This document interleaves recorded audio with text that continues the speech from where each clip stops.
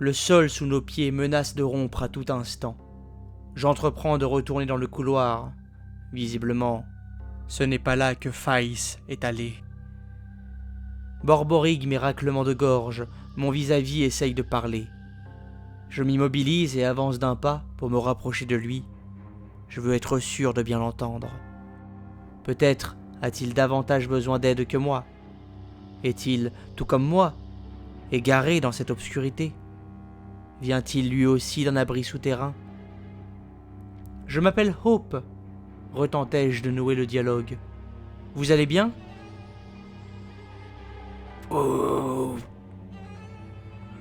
Sa voix sombre dans un borborygme, comme s'il se noyait dans son propre sang. Parlez doucement, lui dis-je en me rapprochant de lui pour l'aider. Cours. Courir?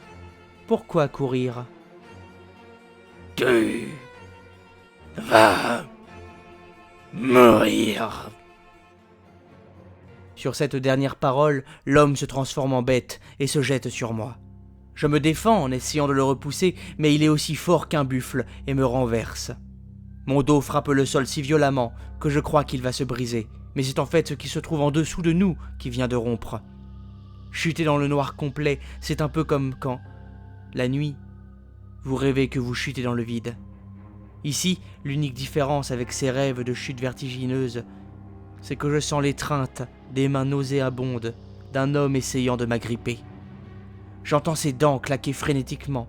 L'homme est devenu fou et essaye de me mordre alors que nous chutons. Je n'ai plus conscience de rien, si bien que lorsque nous touchons finalement le sol, je suis surprise de ne pas me briser. J'atterris au contraire contre quelque chose de dur, chaud et dégageant une odeur nauséabonde. La chose bouge un peu. Il pousse un râle immonde.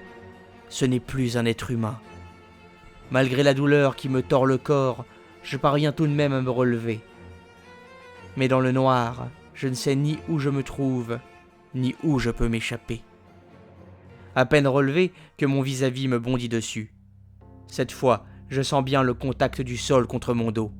Ma tête a frappé contre le béton, je pense. Le monde tourne autour de moi, et je sens toujours le poids de l'homme essayant de me mordre.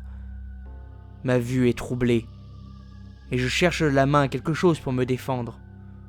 N'importe quoi fera l'affaire.